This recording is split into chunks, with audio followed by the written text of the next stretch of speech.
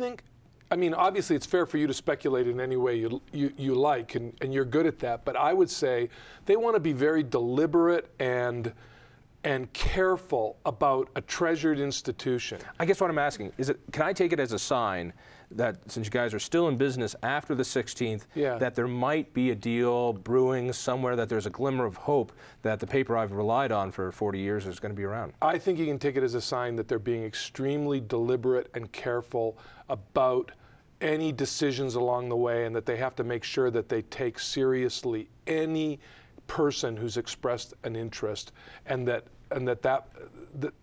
but that doesn't mean that there's a buyer, and it doesn't mean that there's an offer. It's fair to say you really don't know what's going on as well, because you run the paper, but did they let you in on No, it's not fair to say that. Really? I mean, I know quite a bit about what's going on. You know something that you can't tell me? I know lots of things that I can't tell you. About this. All right. Yes. I mean, look, I'm privy to, I'm part of the Rocky Mountain News, and I have to know what's going on. But I think, what I'm trying to communicate is that... Come on, you're the story here. You're the source. Right. Let it out. They're being very careful and deliberate and respectful, because they care about this institution. When people say, why are they leaving and how can they leave? And, they've been here for 82 years. They said they lost $15 million last year. They said they could lose. Yeah, they said they could lose on their share, just their share of the Rocky Mountain News. They said they could lose $25 million this year, and the newspaper economy around the country is collapsing. So they look at it and go, we no longer can afford those kinds of losses. And who's going to buy? I hate to break this to you. Who the hell's going to buy a company knowing that they've got a share of $130 million worth of debt they've got to pay off? In order to keep it going, it's going to cost them $25 million a year in losses, but somehow they've got a plan to restructure it in a way where it's going to make sense. That's a really great question, That's where I get very depressed of if other papers are going out and dying, even in Detroit, where Dean Singleton, through his media group, owns one of the papers, they're now going back and forth on which days those papers will be delivered. So his paper delivers paper one day and the other. No, it's not actually quite like that. Both papers are going to be delivered 3 days a week in Detroit. And 4 days a week, they're just going to create this single copy paper that you buy at the newsstands, but no home delivery. I'll tell you what I think you raise I think you have it right on the money. Who's going to buy this? This is a really messed up situation. It's really a difficult situation to walk into. It needs to be restructured. If anything that Denver needs to find out is, the status quo can no longer exist. Something has to change. What I hate, and it goes to I want my Rocky, the question of what I hate is, I hope what happens is best for the community and for the readers and for the advertisers, because that's... You don't care about your own job at all?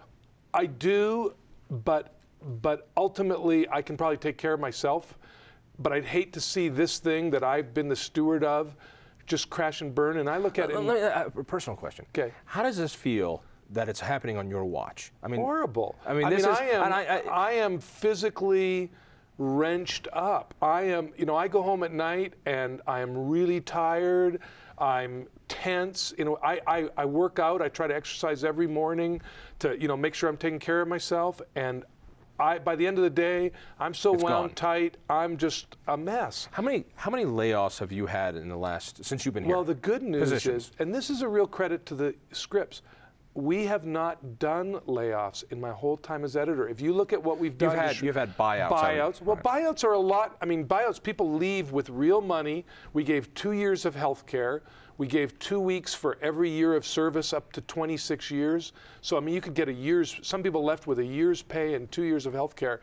I don't view that as a layoff in the. Agreed. Let me rephrase. And then we did attrition, John. What we've done essentially is we've gone from about 250 to 200 through a combination of attrition and buyouts. So you've got 50 less out of 250. You've gone down 50 positions. Yeah.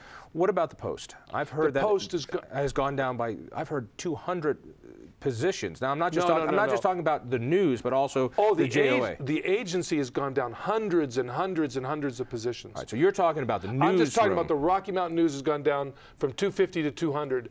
if Dean Singleton were here, he might say he's gone from 275 or even more to 210 or 220. I don't know his numbers exactly. Right. The but agency, underneath that, the agency which supports both of them. Hundreds and hundreds, John. All right, so this thing has really and those been, have been layoffs. All right, and those have been, so the industry is shriveling and shriveling. Absolutely. Now, when you say that, just remember, some of it is due to efficiencies.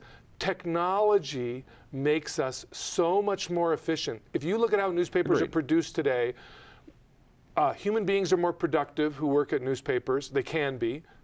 And technology's made it more efficient, so we don't need as many people. But that's not the majority of the reasons. Like, for example, you said hundreds and hundreds. Yes, I can't imagine that half of them were gone because a couple of hundred at the new printing plant came from efficiencies produced by the new printing plant. Let me get into the pissing match between the Rocky and Dean Singleton. The memo that you guys put out. Okay. Now, from what I can tell from both stories, and it was as an observer, I got to tell you, it's a pretty surreal experience to see the newspapers have to treat themselves as stories and try to look objective but still have a point of view. Dean Singleton put out a memo, according to your paper, that said, there is not going to be two papers. If they're sold, we're going to match it. We're going to buy it. We're going to get rid of the Rocky, and the Post is going to live on. Right. And why did you run with that story? And what was his counter? He said that they said that's not what he said. Here's how it went. We reported a memo from Scripps to Dean saying, stop. Scripps again.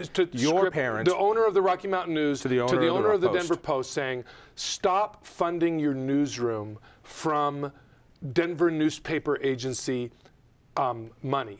You need to fund it yourself, because basically what the memo asserted was you're borrowing money from a line of credit that the agency has and paying for your newsroom costs. And in that memo it said, you owe $13 million to the agency. You're not paying for your newsroom. We are. And for those people who are confused, the agency is the company that services both papers. Right. So, and it actually handles payroll for the Post. It doesn't do it for me, but it handles payroll and a few other duties.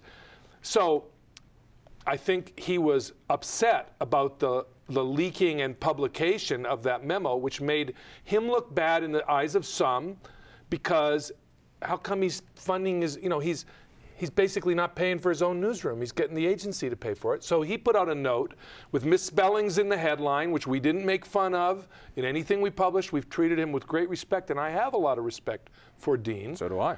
But he came back calling us reckless, irresponsible, et cetera, and saying... Are you telling me that newspapermen have tempers? John, you've never seen my temper. No, never. I have never heard you swear once. I am Mr. once. Gentle. Absolutely. We'll talk later about that wait till the radio show. Anyway, so he put out a memo basically saying he's going to shut down the Rocky. He's going to own it and shut it down. Okay, if you're the Justice Department and you happen to be interested in two voices in Denver, and you've given this guy an antitrust exemption to create two voices in Denver, I'm not sure that was the most politic memo to tell the Justice Department, we don't care about anybody else, we're going to shut that darn thing. And this goes to, you ask me, what do I think would be best? To me, Denver can no longer probably support two complete newspapers. That breaks my heart. A couple things before we quickly run out of time. Okay. Is it fair, I've heard this, that since Scripps is a public corporation, the shareholders can open up the books and look, and so we can see what you're doing. Is it Media Group? Media News. Media News is a privately held company that Dean has. He's able to keep his financials a little closer to the vest. That's correct. So when I hear rumors, and they're only rumors, that he might be in as much fiscal trouble as Scripps is with the papers, how do you do that? Is there any possibility that this paper might be the one that ends up on top? It depends, not if Dean Singleton is the surviving owner, because Dean Singleton owns the Post, loves the Post, and to his credit, he's been a strong champion and advocate for the newspaper. But if a third party were to come in, they would be free to choose. In my view, this is the format of the future. This is what people like. When you say the format, you're talking about the tabloid format I'm talking itself? about the smaller magazine-style format, that people like so much. And I think you want to have some combination of the two newspapers to satisfy customers and readers and advertisers the best way.